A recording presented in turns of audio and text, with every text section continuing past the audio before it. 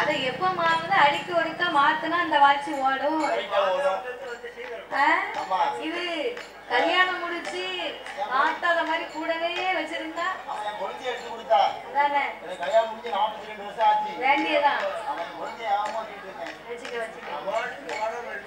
அதான் அதுல உள்ளே போச்சு. சின்ன முள்ளு கிடையாது, பெரிய முள்ளு கிடையாது.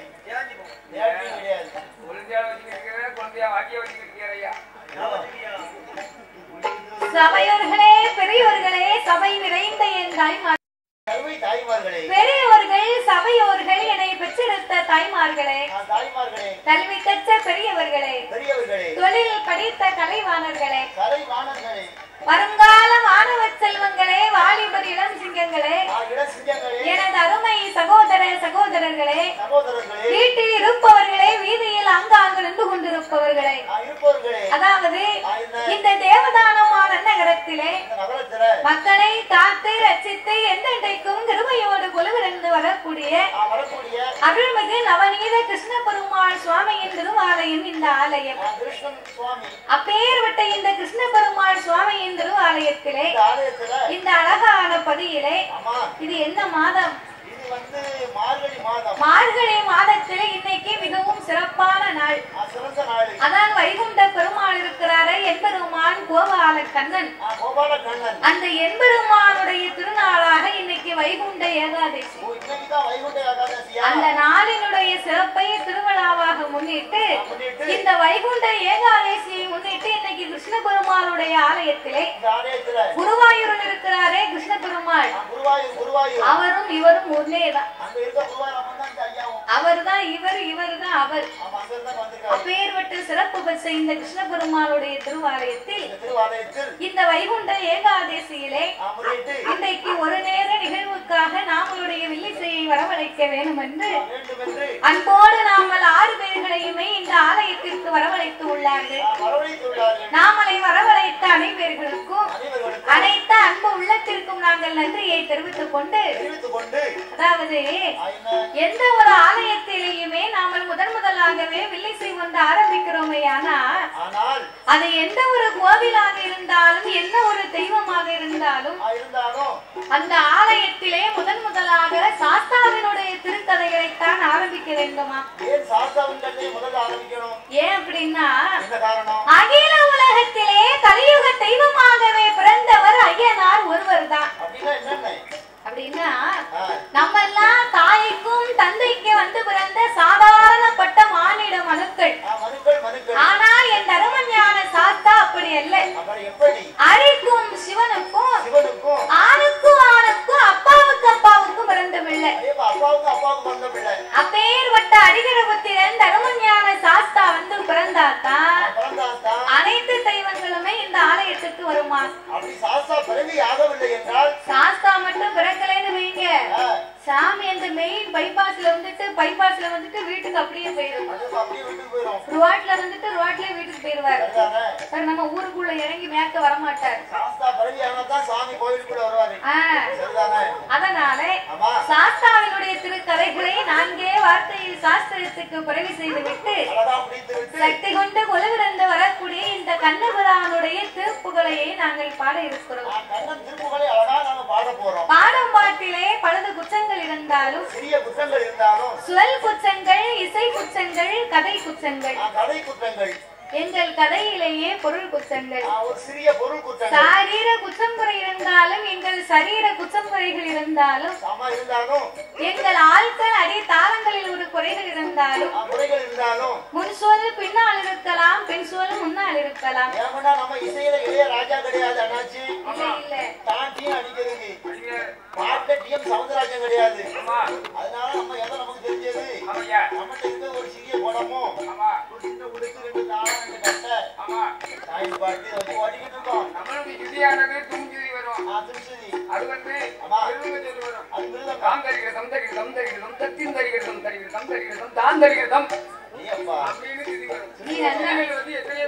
நீ நல்ல மிருதங்க வாசிப்பவர்களுக்கு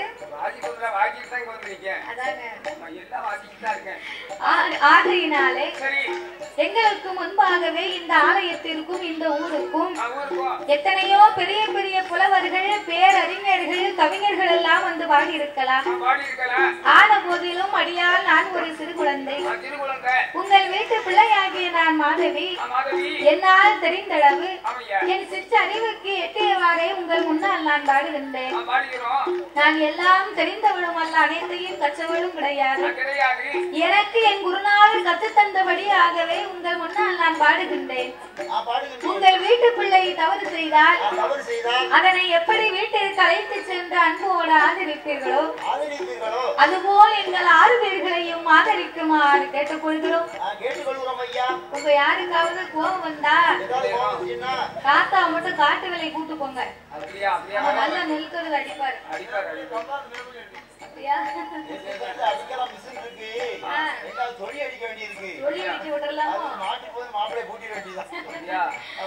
சேட்டை போட்டுனா மட்டும் நாங்க சேட்டை பண்ண மாட்டோம்.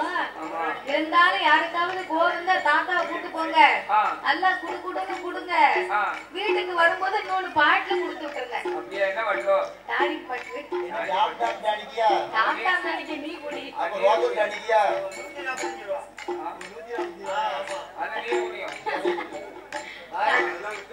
தாத்தாவுக்கு மேன்மை கேட்கணும்.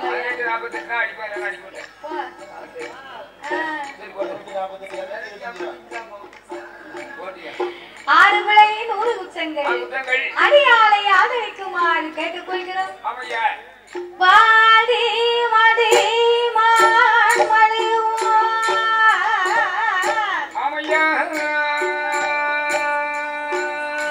கங்கையோடு பாம்பணிந்து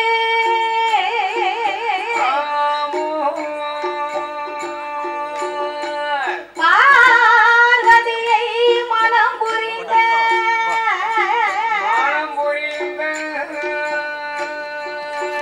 ஆதி சிவன் முகமது கலித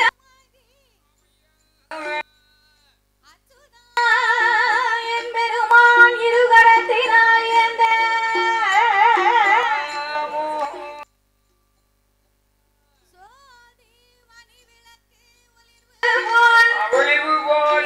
ஐந்தும் ஐந்தர்கள் தோழினில் பூநூல் இளங்க தோன்றி மேதினில் அரிக்கும் சிவனுக்கும் அறிகிற புத்திரனாகவே வந்து உதைத்த சருமஞான சாஸ்தாக்கள் யார் யாரெல்லாம் வந்து பிறந்தார் தெரியுமா? சாஸ்தா பிறந்தது பங்குனி மாதம் புதன்கிழமை உத்திர நட்சத்திரத்தன்று பிறந்தார். அவர் பிறந்த கிரகம் என்ன தெரியுமா? பங்குனி மாதம் புதனது உத்திரம். பங்குனி மாதம் புதனது உத்திரம். ஐயா பௌரண பஞ்சமி கடங்க லட்சணத்து இங்கிதமாக அமிர்தயோடு ஆதிக்கும் சிவனுக்கும் பிள்ளையாய் பிறந்தார்.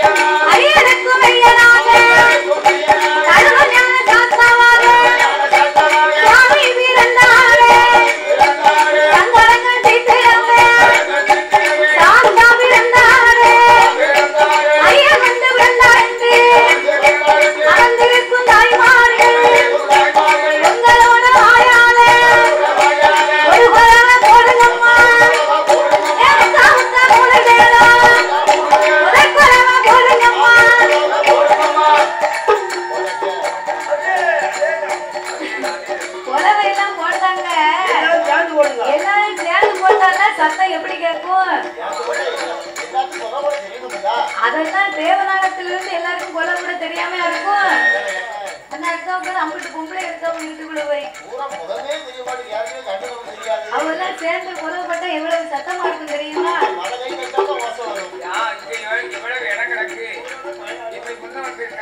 கீழே உட்கார்ந்தா ட்ரெஸ் அழுக்காயிருந்தா அதான் மேல போய் பார்த்து. சரி இப்ப போடுவாங்க பாட்டு கொலவை. நீங்க எல்லாம் கொலவை சேர்ந்து போடுங்க. நான் ஆட்டாமிட்ட சொல்லி உங்களுக்கு தலைக்கு ரூபா வாங்கி தரேன். ஆமா சொன்ன மாதிரி இருக்குங்களா? தாய போடுங்கம்மா ஒரு குலவை.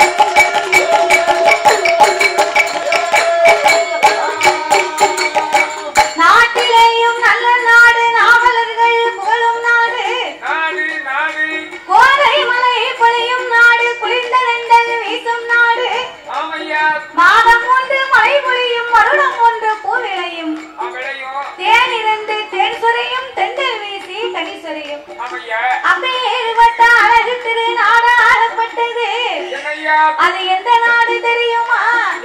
ஆணையட்டி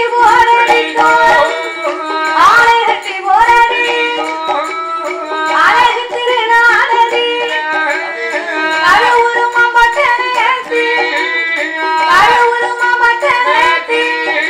நல்ல கமுசராஜன் ஆண்டுவார்.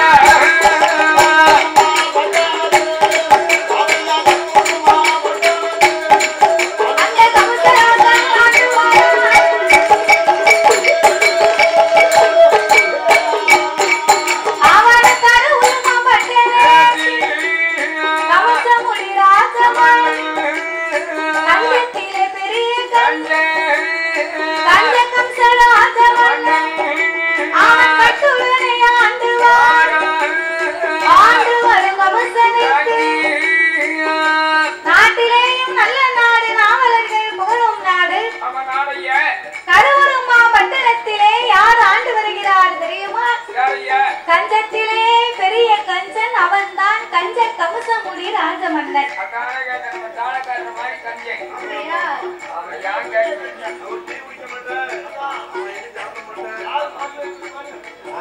முக்கியமான ஒரு கட்சி இருக்காரு. என்ன சொல்லுவாரு? ஆமா, உங்க போய் எங்க அக்காவை வெட்டி கொடுத்த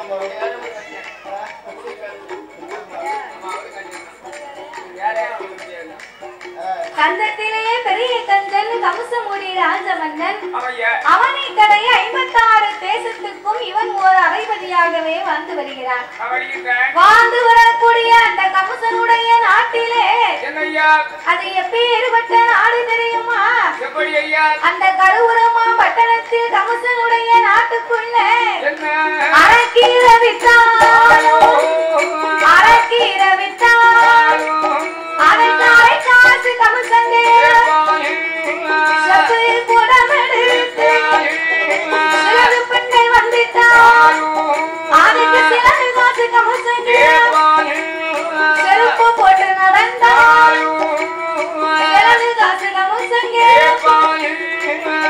அதாவது கம்சனுடைய நாட்டிலே அரக்கீரை வித்தாலும் கூட அதற்கு அரை காசு கம்சன் கொடுக்கணும். செருப்பு போட்டு நடக்க கூடாது. செருப்ப காந்ததான் போடணும். கம்சனுடைய நாட்டுல அப்படி ஆமா போட்டு நடக்கணும். செருப்பு ஆவதுன்னு வச்சுக்கோங்க. ஆகாத செருப்பு கழட்டி கூட போட்டுக்கணும்.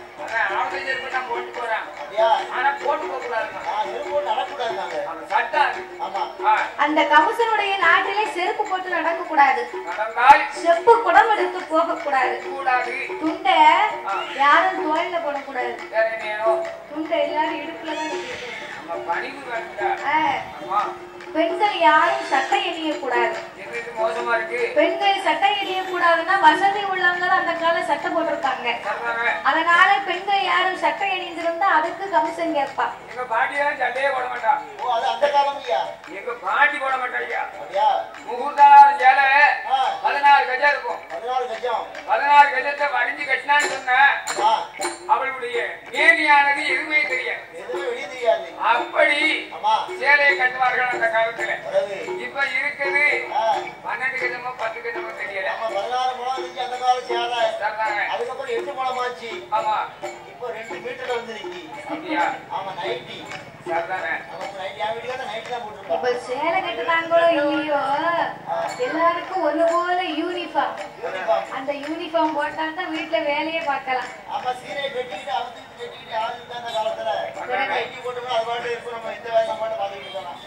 அப்போ அந்த கம்சனுடைய ராஜ்யத்திலே அலைக்கு நடை நடந்தா அதற்கு அரை காசு கம்சன் கேட்பா. கல்யாணம் முடித்தாலும் கம்சன் கேட்பா. கல்யாணம் முடிக்கவில்லையானாலும் கம்சன் கேட்பா. இத்தனை வயசு வரைக்கும் ஏன் இன்னும் கல்யாணம் முடிக்கல அப்படின்னு கேட்பா. குழந்தை பிறந்தாலும் கம்சன், அதே குழந்தை இறந்தாலும் கம்சன். இறந்தாலும் கம்சன் உண்டு, பிறந்தாலும் கம்சன் உண்டு. எண்ணிக்கை குறையுது இல்லையா? இப்படி எல்லாம் கஞ்சத்திலேயே பெரிய கஞ்சன் அவன் தான் கம்சனுடைய ராஜமன்னன். அப்படியே கருவூர் மாவட்டத்தை ஆண்டு வரக்கூடிய அந்த கம்சராஜனுக்கு அவனுக்கு இன்னும் ஒரு பேர் உண்டு. வடிகட்டிய கம்சன். வடிகட்டிய கம்சம்னு சொன்னா நாட்டுக்குள்ளே நல்ல தண்ணி கிணத்துல பூரா நஞ்சை இடிச்சு தட்டிடுவா. தண்ணிக்கு வாரவங்க பூரா அரண்மனைக்கு வருவாங்க. ஒரு குடத்துக்கு ஒரு காசு கம்சன்.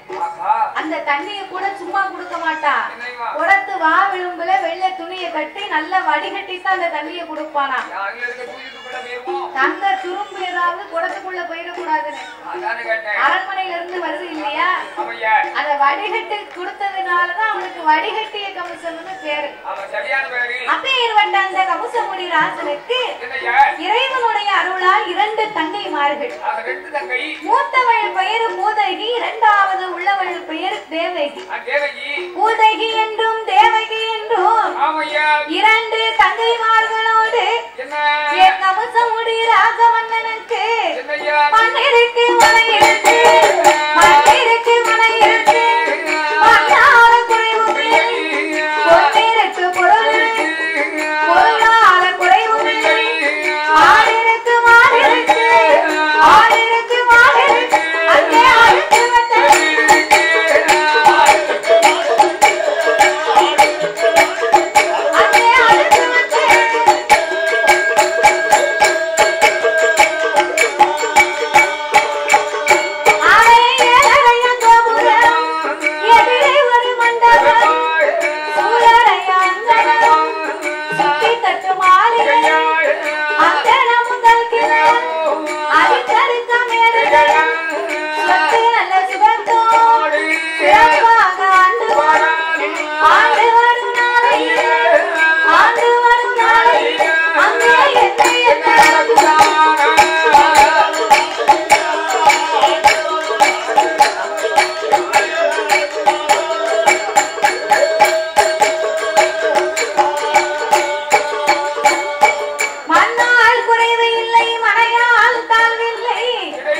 பொன்னாலும் குறைவு கிடையாது, பொருளாலே தாழ்வு கிடையாது.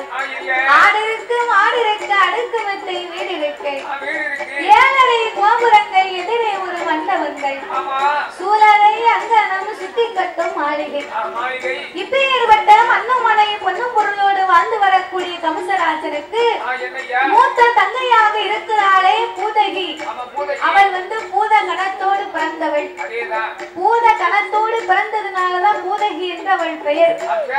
அவள் உருவமும் சும்மா சொல்லக்கூடாது.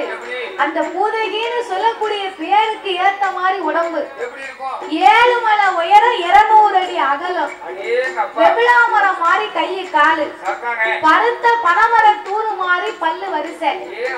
அவ மூக்குல மட்டுமே முக்குருணி நெல்ல தட்டி வைக்கலாம் பாத்துக்கோ.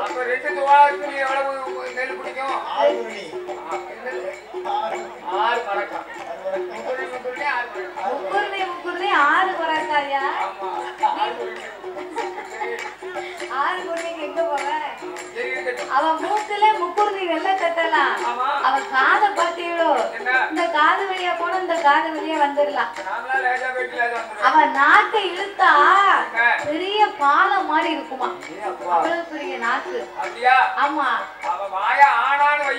ஆரியங்க புகை மாதிரி இருக்கும். ஆமா, அவ தலைய பாத்தீங்களோ, தலைய முடிய பார்த்தா இந்த பனம்பழத்தை சூம்பிட்டு தூரப்பட்டா எப்படி இருக்கும், அதான் பனங்கொட்டை தலையிலன்னு பேரு. ஆமா, ஒரு பாறையில ஒரு தீய போட்டு குளத்துன்னு சொன்னா அந்த பாறையானது சூடாச்சுன்னு சொன்னா அப்படியே செவ செவ செவன்னு இருக்குமா, அதே மாதிரி செம்பட்ட தலையிலக்கு. அப்ப இப்பேற்பட்ட பூத கணத்தோடு பிறந்தவா பூதகிய பார்த்தா கம்சராஜன். நம்ம தங்கச்சி தேவகி என்ன அழகா இருக்காளா, அதற்கு எதிர்மறையே இவ ரொம்ப இப்படி அசிங்கமா எல்லாம் இருக்கா. தங்கச்சி தேவம்சத்தோடு இருக்காளே, அவ தெய்வ கணத்தோடு பிறந்தவா, இவ பூத கணத்தோடு பிறந்தவா. இந்த பூதகி நம்ம அரண்மனையில வைத்திருந்தோம்னு சொன்னா கம்சன் கொடுக்கவங்க யாரும் அரண்மனைக்கு வர மாட்டாங்க. அதனால இவனை நம்ம ஊருக்குள்ள நம்ம வச்சிருக்க கூடாது அப்படின்னு ஊருக்கு அப்பால் ஒரு பெரிய கல்லறையை கட்டி அந்த கல்லறைக்குள் இந்த பூதகியை வைத்து அதுக்கு குமரி மடம் என்று பெயரை கொடுத்து, அடியே பூதகி, அன்னை நானாக என்னைக்கு உன்னை அழைக்கிறேன்னு அன்னைக்கு மட்டும் நீ வந்தா போதும் அப்படின்னு கல்லறைக்குள் அடைத்து வைத்தாய் இந்த பூதகிய. ஆனா தேவகியோ 16 வயது நிறைந்து பக்குவதை பெண்ணாகி பேரழகியா இருக்கிறா தேவகி. அவ எப்பேற்பட்ட அழகா இருக்கிறா தெரியுமா? அவ பெண்ணுக்கான பெண்ணழகி, பெண்ணழகி, பெண்ணுக்கான பெண்ணழகி, ஏழை கொண்ட மயிலழகி, அவ கண்ணுக்கு தண்ணி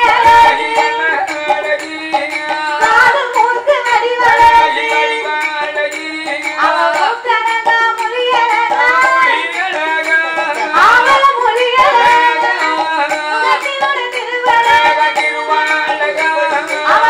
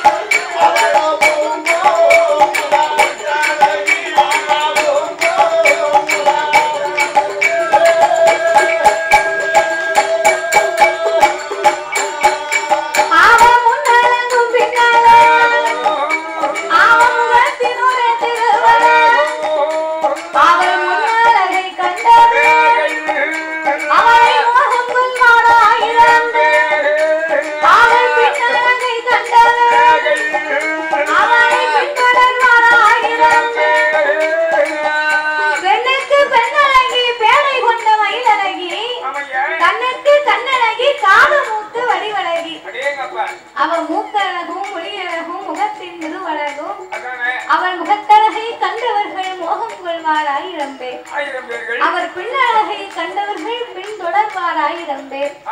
அப்பேற்பட்ட பேர் அழகியா இருக்கிறாய் இந்த தேவகி. அப்ப இந்த கம்சராஜன் நினைக்கிறா, நம்ம மூத்தவா பூதகிக்குன்னா ஒரு கல்யாணம் முடிக்கல, நம்ம கண் மொழியில பார்க்க முடியல.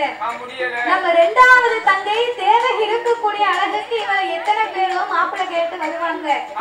அதனால நம்ம தங்கை தேவகிக்கு ஒரு காலத்துல ஒரு கல்யாணத்தை முடிச்சு நம்ம காலம் போவதற்கு முன்னால இவரை கண் மொழியில நம்ம பார்க்கணும் அப்படின்னு தேவகிக்கு மாப்பிள்ளை பார்க்க வேணும் என்று எந்த ஒரு அண்ணனுக்கு இப்படி ஒரு எண்ணம் வரத்தானே செய்யும். ஆமா, தங்கச்சி இருக்கான்னு சொன்னா நல்ல ஒரு இடத்துல கட்டி கொடுக்கணும்னு சொல்லி எந்த அண்ணனும் எந்த தம்பியும் நினைப்பாங்க ஐயா. அதே மாதிரி அந்த கம்சராஜன் நினைக்கின்றார். தாய் தகப்பனுக்கு அடுத்து தன்னுடன் பிறந்தவர்கள் தான் அதை கேட்கவே அழகாக செய்வார்கள். அதனால இந்த கம்சராஜன் அண்ணனாக இருந்து தன் தங்கைக்கு மாப்பிள்ளை பார்த்து மனம் முடிக்க வேண்டும் என்று 2-3 குழந்தைகள் வீட்டுல இருக்கும். ஒரு அண்ணன் இருப்பார். அண்ணன் இருக்கும் போது இதுவரைக்கும் என்னப்பா நீ சம்பாத்தியம் பண்ணு கேட்ட, அது யாமனை கேட்க நான் குடும்பத்துல போய் ஜங்கடப்பட்டு போனேன். ஆமா, நாங்க சிறுவராக இருக்கும் போது எங்க அம்மா அப்பாவும் காலமாகிவிட்டார்கள்.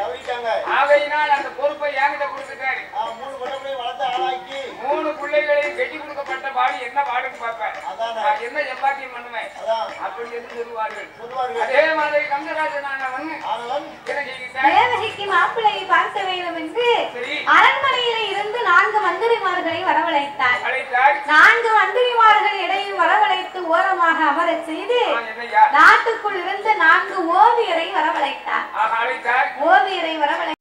கண்டிப்பாக எல்லாரும் சாரல் டிவி பாருங்கள். சேனல் சப்ஸ்கிரைப் பண்ணிக்கோங்க, கமெண்ட் பண்ணுங்கள், ஷேர் பண்ணுங்கள். சப்ஸ்கிரைப் பண்ணிவிட்டு மறக்காமல் பெல் பட்டனை கிளிக் பண்ணிக்கோங்க. சாரல் டிவியை பாருங்கள், நம்ம சாரல் டிவியை சப்ஸ்கிரைப் பண்ணிக்கோங்க. தேங்க்யூ.